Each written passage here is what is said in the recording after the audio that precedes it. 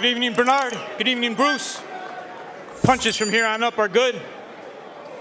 Punches from here on up are good. You both know the rules. Obey my commands and protect yourself at all times. Touch gloves now. Come on, fighting at the bell. Joe Tessitore, Tim Bradley with you ringside. All right, here's the deal with Shoo Shoo. We've watched all the stages of development, but Tim, I felt like when we called his fight back in December, he took a big step forward when he fought Jason Sanchez, a veteran who's been in against everybody. Nobody stopped Sanchez. He stopped him. Look, the better the competition, the better Shoo Shoo fights. And that's true about a lot of these prospects. You know, they fought at a top level in the amateurs. They're used to tough, gritty competition. And when they fight against fighters that get their blood boiling, it brings the best out of them. All right, so you say it's about the level of competition. Then where is Bernard Torres, who he's opposite tonight? He's a tough guy. He really is. Lots of experience, amateur experience as well. He's a southpaw, explosive puncher. Look at that backhand. He likes to explode with that shot as well. But this is a really good really good test for Shoo Shoo tonight. Shoo Shoo just range finding with that jab. Calm and controlled early on against Torres, who tries to get to the inside. Shoo Shoo walking tall right there. Got clipped. It was in the Philly shell. Went to the body with a right hand. But what I look for, look at the control. How calm Shoo Shoo is at mid-range, outside, and in the pocket. Great fundamentals. Start everything off the jab. Good balance. Nice little level change. Try to stab jab right there from him. But Torres, again, throws surprising shots. Combination puncher. Believes in his chin. He don't mind letting his hands go and mixing it up.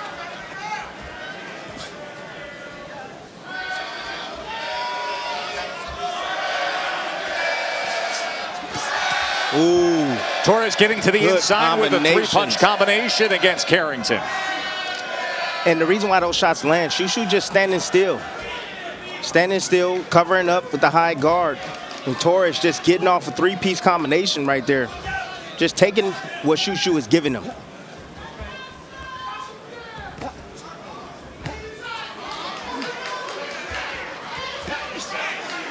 See, the battle with the southpaw is always dangerous. The southpaw is used to the orthodox angles. They're used to seeing that right hand come. If Shoo Shoo starts to be predictable, Torres, he will find ways to exploit his weaknesses. Right now, he's just taking advantage of Shoo Shoo's inactivity. Anytime Shoo Shoo doesn't let his hands go, Torres will. Torres, of course, smaller man, obvious to see, 4 inches shorter, but a 6-inch reach advantage for Carrington.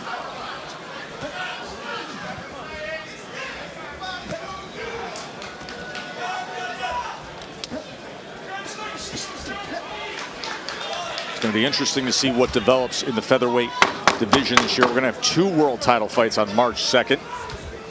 And things could really open up. Could this be the year where Shoo Shoo Carrington, there's a check, catches him with the right hand to close out the first round. Struggles he had in the midst of his career turned his life around. He was serving time in prison in 2017. You fast forward 6 years and he becomes a world champion, and now the second defense of his world title. That is the main event coming up later tonight. Nova against Foster, WBC Junior Lightweight World Championship. Round number 2, Shoo Shoo Carrington against Bernard Torres. And in that first round, Shoo Shoo had a 12-4 connect advantage. Tess, I'm not a fan of the Philly shell versus the southpaw. It gives the southpaw a free lane to be able to use his jab over the top. I'm seeing Torres having some success, but coming behind his jab, freezing up Shoo Shoo, and landing. You see the jab right there in the middle? He's able to land those shots because that lead hand is down. Yep, watch that left hand of Carrington. There he probes to the body with it. But in that shell defense, you see it going right across that waistband. There's a right hand that's able to sneak under the left elbow for a body shot for Shoo Shoo. Shoo Shoo has the height advantage, the reach advantage. He's doing his very best at the moment to use it to his advantage. Having that reach advantage, it allows you to operate further out from away from your opponent, giving you the advantage. Some fighters, they don't use their advantages. Shushu, he enjoys fighting from the outside to mid-range. There's a good example being calm in the pocket right there. There's a lead right hand from Carrington. And again, he's landing the right punch against the southpaw, which is the right hand. You want to look for the right hand in the left hook. And it's all about placing that lead foot on the outside of your opponent's lead foot to line that up.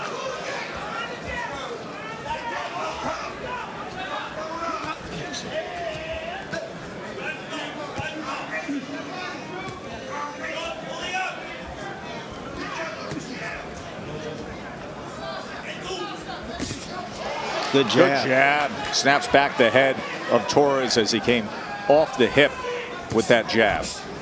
Been looking to place that right hand to the body a few times early on. Shushu places his foot on the inside to land that jab. Gives him a different punching angle to be able to land that shot. Short right hand on the inside. Torres came in, crossed that threshold, back to the jab for Shushu. And then a sweeping left hook. Look for it again that time.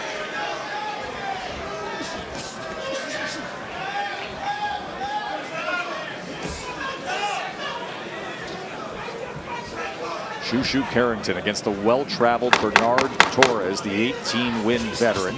As we come to the end of round number 2 to start off this evening, that'll be capped by the WBC 130-pound title fight. Round number 3, we're on the best prospects in all of the sport. Trying to graduate to contender status is Shushu Carrington. Going up against Bernard Torres. Mentioned that he's well-traveled. This guy that's fought in Spain. He's fought in Norway. This is his second fight in the United States. He's a native of the Philippines, but his mother moved to Norway from the Philippines for the chance of more opportunities for her children. His father was a police officer, passed away when Bernard was 10 years old, and eventually Bernard and his siblings went to Norway from the Philippines. And he was already involved in boxing in the Philippines, and then he had to find a gym there in Norway. He goes on to be a 7-time Norwegian national champion. Again, I told you, Tess, like I said, well-traveled and it has experience, amateur experience, pedigree, and it's showing. Shushu's not having his way in there. You know, Torres is putting him in uncomfortable positions like that. Again, taking advantage of Shushu's mistakes by just going in that high shell or that Philly shell, leaving an opening for that left hand or the right hand, the lead hand of Torres. And then the combinations are following after. Listens into the corner of Shushu Carrington. Kay Karoma, who's looking for more combinations out of Shushu. See, when you have that lead hand down, it's really hard to use it. I mean, it's hard to turn it into a hook. Your opponent can see it. He does it there. Well, it's got to come up before it goes. Exactly. Good There's shot that lead right hand from Carrington, and then follows up his work. Now posting for a moment. We're going to create that range.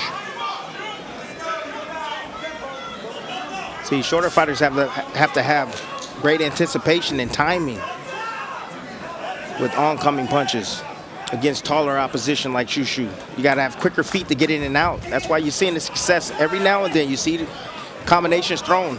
Nice little split the guard from Torres right there. And he took that angle out to the right to land the body punch. Because you got to be able to get in and out of range. Now Shushu staying right on top of him. Yes. Shushu's starting to get in a little rhythm now. Starting to understanding the patterns of Torres. The sequences test.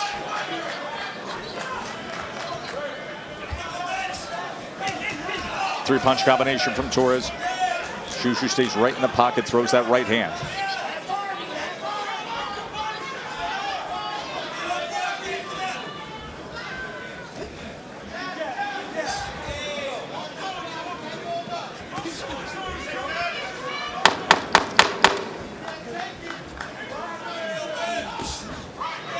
Jab to the body here, closing moments of round number 3.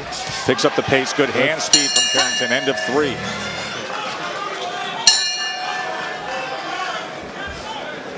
I got 3 rounds to none.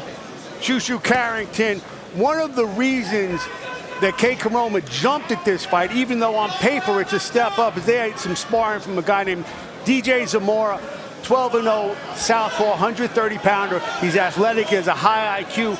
Kay told me after 4-minute rounds with him for 9 weeks, I knew he's ready for this kid. Yeah, you better be, Jumped right? at it. And Torres is a guy, you talk about the experience, Mark. He's had 3 fights scheduled for 10 rounds, and they all went the distance. Ooh, nice. See how many rounds and how much work Shushu gets here. Nice setup, nice little parry from Torres, and then just sneaking the left hand behind it. Now what Shushu's trying to do, he's trying to put pressure, more mental pressure on Torres. He's trying to force mistakes. Shushu's a counterpuncher. He needs you to open up most of the time to be able to land his shots. Right now, he's looking to open up Torres just with the pressure.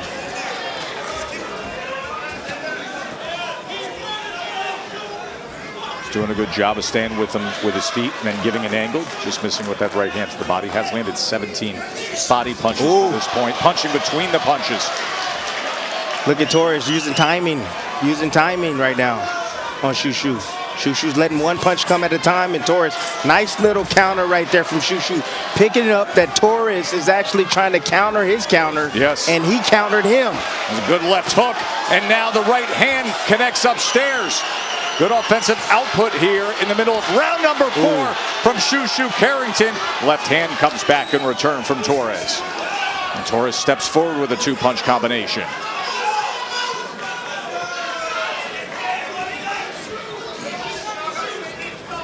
You can see blood dripping from the nose of Bernard Torres.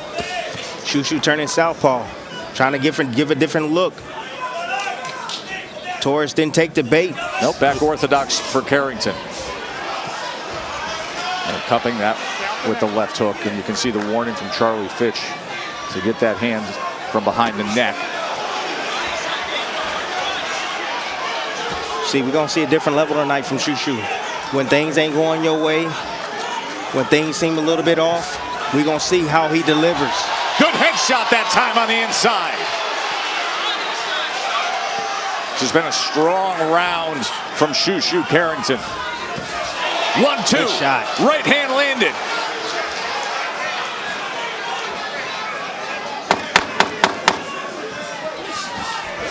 Uppercut and a big knockdown scored.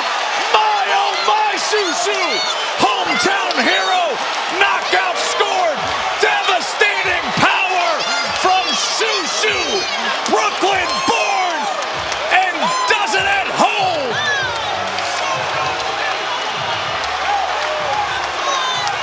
What a statement!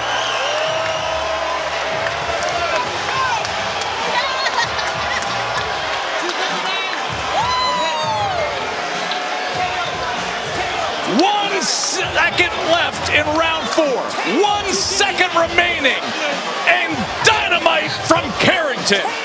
He just delivered, Tess. He just delivered.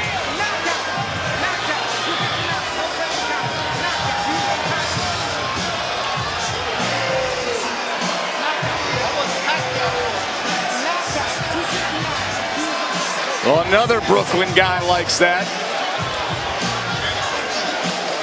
Shannon Briggs on his feet.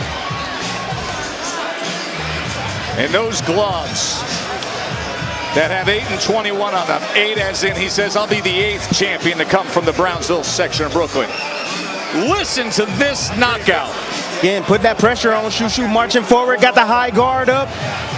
Just waiting, anticipating. Lets the right hand go. Boom.